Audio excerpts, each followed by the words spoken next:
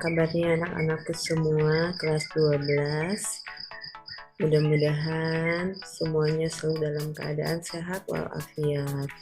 Dan jangan lupa di masa pandemi ini jaga kondisi kesehatan. Makan makanan yang bergizi, minuman yang bergizi, karena daya tahan tubuh kita yang menentukan kita sehat ya, dan insya Allah terhindar dari pandemi dari COVID-19. Amin. Oke, materi hari ini akan Ibu sampaikan mengenai Indonesia Merdeka. Oke. Pada pelajaran sebelumnya kita telah bahas bahwa Jepang, ya, penjajahan Jepang pada tahun 1942 datang ke Indonesia, dan tahun 1945 Jepang berhasil dibom oleh sekutu Hiroshima dan Nagasaki. Nah, disinilah saatnya bagaimana peranan bangsa Indonesia di masa ini adalah begitu kuat peranan pemuda Indonesia untuk memproklamasikan kemerdekaan Indonesia. Karena kan mereka tidak menginginkan bahwa kemerdekaan Indonesia adalah hadiah dari Jepang. Oke, kita mulai pembahasan materi hari ini dengan judul Indonesia Merdeka. Silakan anak-anakku perhatikan slide yang Ibu tampilkan.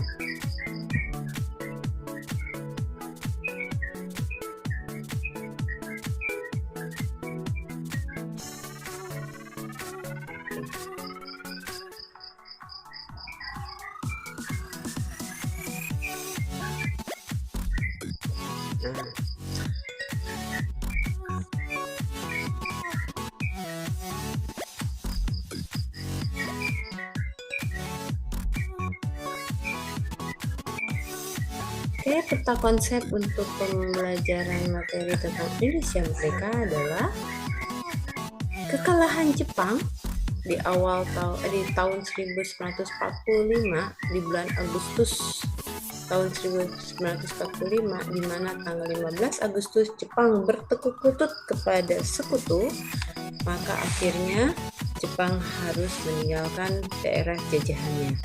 Dan di sini terjadilah kekosongan kekuasaan Indonesia masa itu. Akhirnya para pemuda bersatu untuk segera bisa memproklamasikan kemerdekaan Indonesia. Dan mereka mendesak ya Bapak Soekarno dan Bapak Muhammad Hatta untuk segera memproklamasikan kemerdekaan Indonesia. Namun Bapak Soekarno dan Bapak Muhammad Hatta menginginkan bahwa kemerdekaan Indonesia tetap harus dibicarakan dengan PPKI, yaitu Panitia Persiapan Kemerdekaan Indonesia. Dan akhirnya para pemuda membawa Soekarno-Hatta ke Rengas Dengklok ya. Nah, di sini dari judulnya dari Rengas Dengklok sampai ke Pegangsaan Timur. Dan akhirnya kita lihat di sini ada penguatan proklamasi. Wah, disambut ada rakyat dari seluruh daerah di Nusantara, juga adanya gerakan perlucutan senjata. Nah, di sini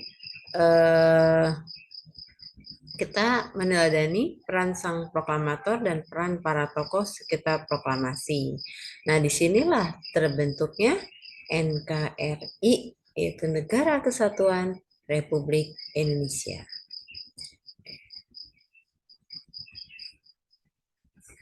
Apa sih tujuan pembelajaran hari ini? Nah, kita lihat ya. Yang pertama adalah menganalisis peristiwa proklamasi dan maknanya bagi kehidupan bangsa Indonesia. Yang kedua, merekonstruksi pemerintahan dan NKRI. Ketiga, meneladani perjuangan para tokoh proklamasi. Dan keempat, kita mensyukuri nikmat Tuhan Yang Maha Esa yang telah memberi karunia kemerdekaan kepada bangsa Indonesia. Masya Allah ya. Oke, kita lihat dari gambar ini. Ada gambar bagaimana Nagasaki dibom ya. Begitupun Hiroshima. Dan dari pengeboman Nagasaki dan Hiroshima ini, maka ya alhamdulillah Bapak Soekarno dapat memproklamasikan kemerdekaan Indonesia. Oke. Nah, sebelum Indonesia dapat memproklamasikan kemerdekaan Indonesia, pada bulan September 1944, Jenderal Kuniaki Kaiso memberikan janji kemerdekaan kepada Indonesia, yaitu janji tanggal 7 September 1945. Maka masa itu Jepang memberikan izin kepada Indonesia untuk mengibarkan bendera merah putih di samping bendera Jepang Hinomaru, dan boleh juga menyanyikan lagu Indonesia Raya. Bahagia ya rakyat ya, karena bendera Indonesia berkibar. Begitupun lagu Indonesia Raya. Nah, disinilah Jepang mulai mengerahkan tenaga rakyat Indonesia untuk mempertahankan dan menyiapkan untuk menghadapi musuh. Karena musuh Jepang siapa? Jelas sekutu. Ya. Kemudian tanggal 1 Maret 1945, Letnan Jenderal Kumakichi Harada mengumumkan dibentuknya BPUPKI, yaitu Badan Persiapan Usaha Kemerdekaan Indonesia, Badan Penyelidik Usaha Persiapan Kemerdekaan Indonesia, ya, untuk menyiapkan kemerdekaan bangsa Indonesia. Nah, diketuai oleh siapa BPUPKI? Yaitu oleh Dr. KRT Rajiman Widyodiningrat dengan Wakil Ketua RP Suroso. Nah, apa sih tujuan dibentuknya BPUPKI? Yaitu untuk menyelidiki dan mengumpulkan bahan-bahan penting tentang ekonomi, politik, dan tatanan pemerintahan sebagai persiapan kemerdekaan Indonesia, ya, karena kalau Indonesia merdeka berarti Indonesia itu harus memiliki negara tersendiri, ya, negara Indonesia. Oke, kita lanjut. Nah, BPUPKI mengadakan sidang pertama tanggal 28 Mei hingga 1 Juni 1945 di Gedung Chousangin atau saat ini disebut Gedung Pancasila di Jakarta. Nah, pada tanggal 1 Juni 1945, dalam sidang ini, Bapak Soekarno menyampaikan pidato tentang dasar negara dan landasan filosofi dari suatu negara merdeka. Nah, akhirnya sebelum sidang pertama berakhir, BPUPKI membentuk Panitia 9 untuk merumuskan tujuan dan maksud didirikannya negara Indonesia. Siapa saja sih Panitia 9 itu? Terdiri dari Bapak Soekarno, Muhammad Hatta, Muhammad Yamin, Ahmad Subarjo, A.A. Maramis, Abdul Kahar Muzakar, Wahid Hashim, Agus Salim, dan Abi Kusno Cokrosuyoso. Nah, BPUPKI pun mengadakan sidang kedua tanggal 10 hingga 11 Juni 1945. Nah, sidang ini merumuskan Undang-Undang Dasar dan dibahas oleh Muhammad Yamin, Supomo, dan Soekarno. Oke, untuk membentuk negara Indonesia merdeka itu harus memiliki Undang-Undang Dasar. Nah, BPUPKI dirasa sudah selesai menyelesaikan tugasnya, maka dibubarkan. Dan tanggal 7 Agustus 1945, Jenderal Terauchi menyetujui pembentukan Dokoritsu Junbi Inkai atau Panitia Persiapan Kemerdekaan Indonesia atau disingkat dengan PPKI yang diketuai oleh Bapak Soekarno dan wakil ketuanya adalah Dr. Andes Muhammad Hatta. Pada tanggal 9 Agustus 1945, Jenderal Terauchi memanggil Bapak Soekarno dan Bapak Muhammad Hatta, juga Rajiman Widyodiningrat untuk ke Dalat Saigon. Nah, di sana Jenderal Terauchi mengucapkan selamat kepada Bapak Soekarno-Hatta sebagai Ketua dan Wakil Ketua PPKI dan menegaskan bahwa Jepang akan menyerahkan kemerdekaan kepada bangsa Indonesia. Nah, tanggal 14 Agustus 1945, Bapak Soekarno, Muhammad Hatta, dan Rajiman kembali ke Jakarta. Nah, ternyata di sini terjadi hal yang mencengangkan. Di sini ada teori dari Rengas Dengklok sampai ke Pegangsaan Timur. Apa yang kita bahas di sini? Jepang bertekuk lutut kepada sekutu. Kedua, terjadi peristiwa Rengas Dengklok. Dan ketiga, perumusan teks proklamasi. Dan akhirnya proklamasi berkumandang. Dan Indonesia mendapat dukungan dari berbagai lapisan.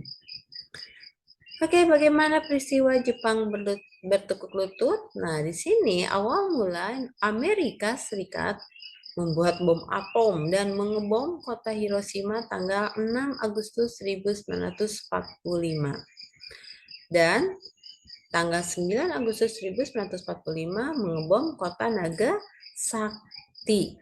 Dan Jepang menyerah tanpa syarat kepada sekutu tanggal 15 Agustus 1945. Dan di sini akhirnya berakhirlah Perang Dunia yang kedua.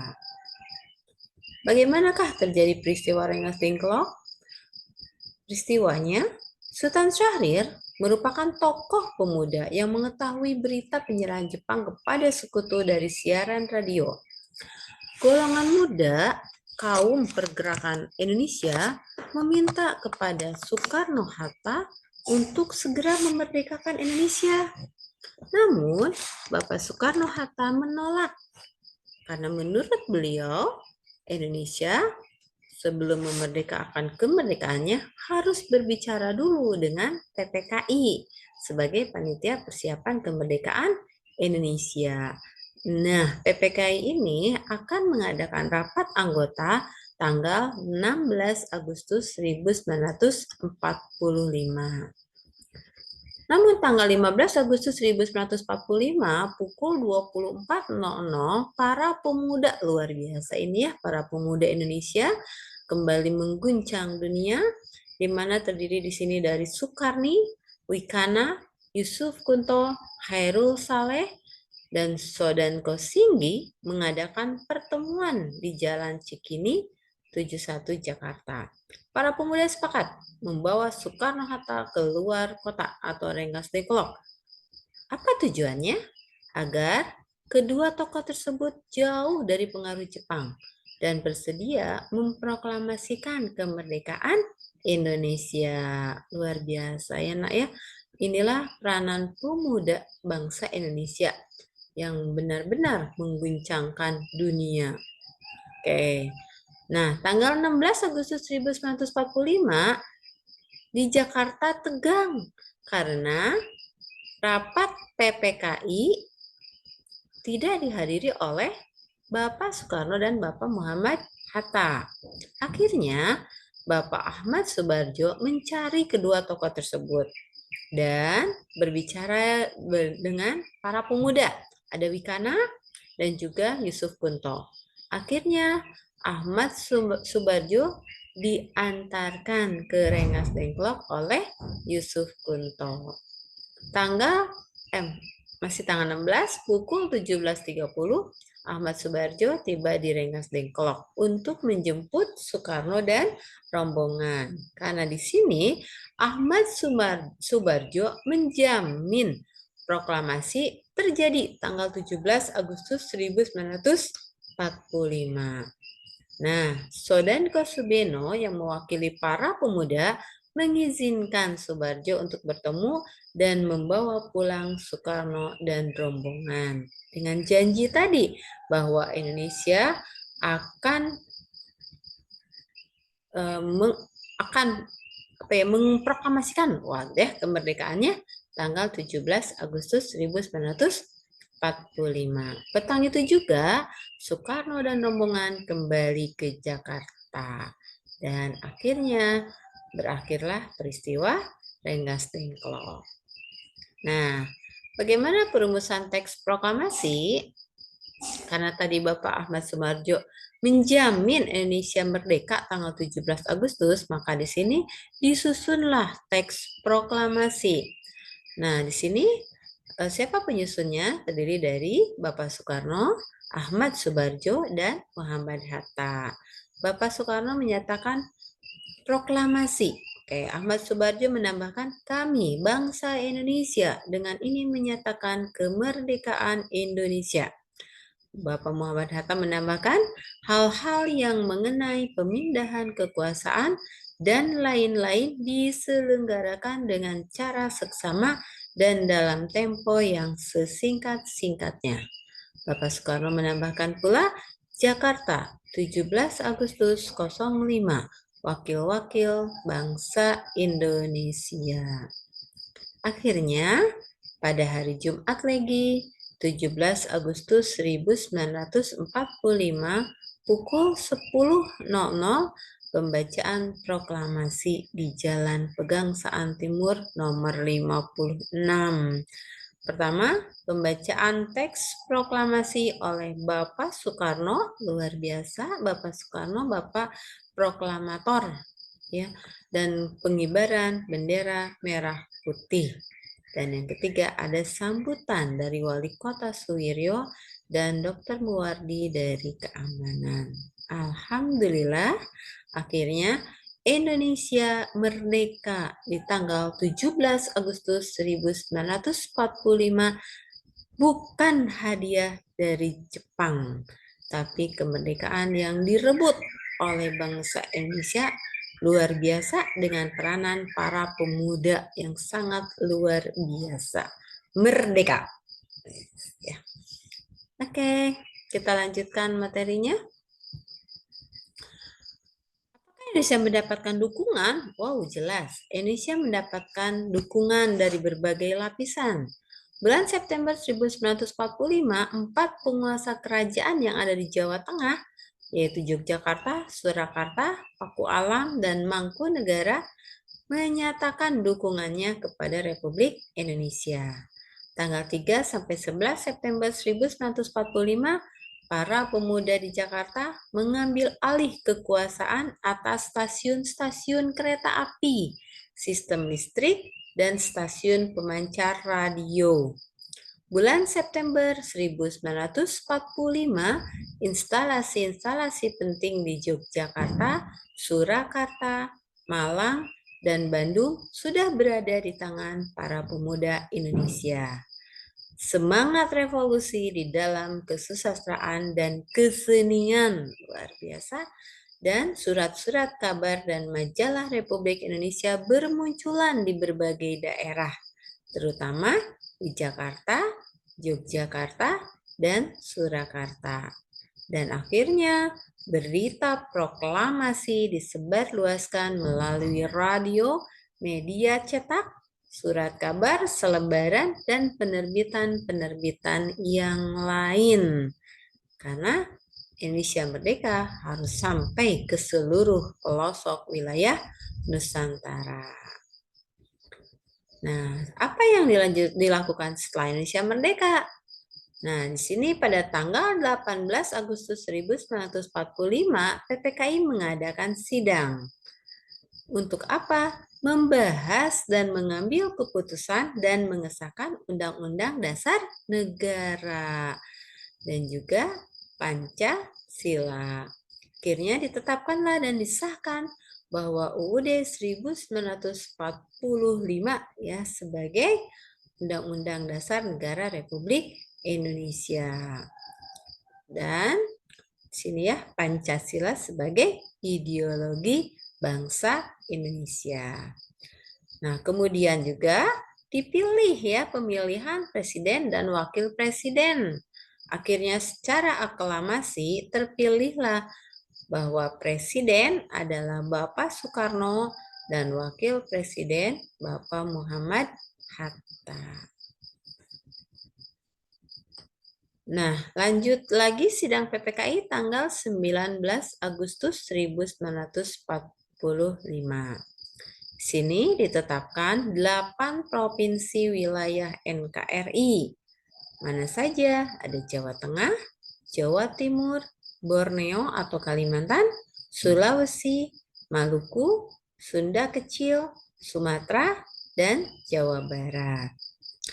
Dalam departemen yang membantu Presiden terdiri dari Kementerian Dalam Negeri, Kementerian Luar Negeri, Kementerian Kehakiman, Kementerian Keuangan, Kementerian Kemakmuran, Kementerian Kesehatan, Kementerian Pengajaran, Kementerian Sosial, Kementerian Pertahanan, Kementerian Penerangan, Kementerian Perhubungan, Kementerian Pekerjaan Umum, dan Kementerian Negara.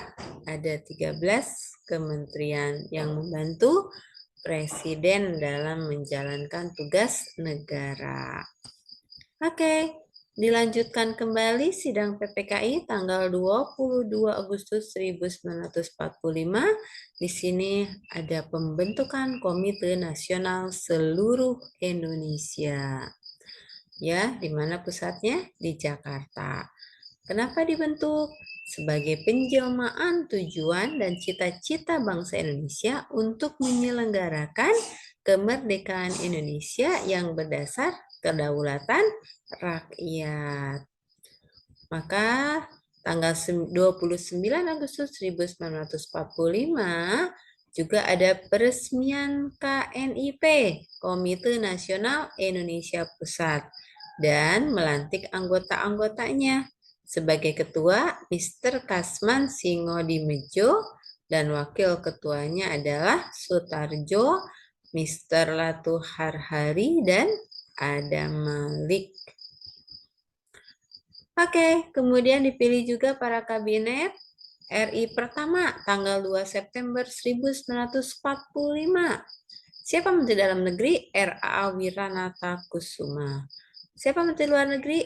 Ahmad Subarjo. Menteri Keuangan? A.A. Maramis. Menteri Kehakiman? Mr. Supomo.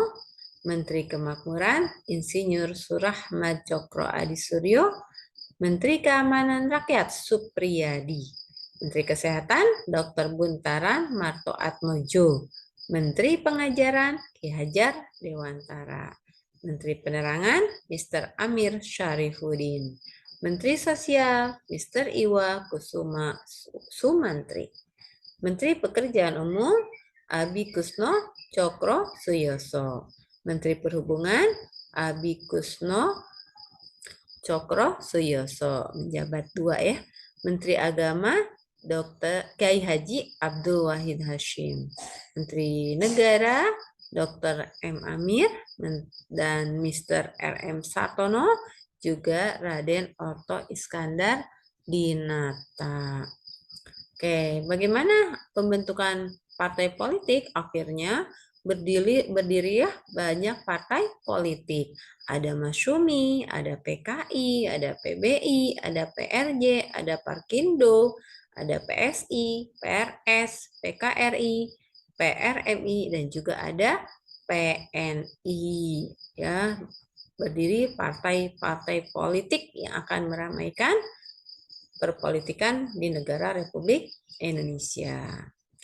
Bagaimana terbentuknya pemerintahan dan NKRI dengan untuk Tentara Nasional Indonesia? Nah, Tentara Nasional Indonesia berawal dari Badan Keamanan Rakyat, berganti nama menjadi Tentara Keamanan Rakyat, kemudian berganti nama menjadi Tentara Republik Indonesia, dan akhirnya hingga sekarang Tentara Nasional Indonesia. Kalau sekarang jadi Angkatan Bersenjata Republik Indonesia atau ABRI. Oke, kita lihat bagaimana peran tokoh para proklamator dan tokoh-tokoh di sekitarnya. Di sini jelas sang proklamator adalah Insinyur Soekarno dan Dr. Andes Muhammad Hatta. Siapa saja sih para tokoh di sekitar proklamasi?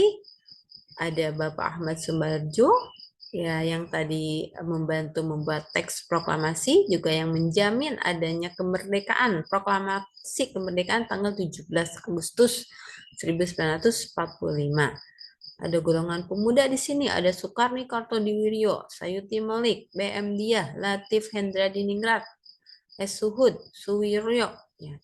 juga ada Dr. Muwardi, Sultan Syahrir, Frans Sumarto, Syahrudin, Gus dan Yusuf, Rono Dipuro, Lambertus, dan Sumitro. Oke, mereka berperan dalam teks proklamasi kemerdekaan Indonesia. Oke, itulah materi tentang Indonesia Merdeka. Sampai bertemu di materi berikutnya, yaitu tentang bagaimana Indonesia mempertahankan kemerdekaannya.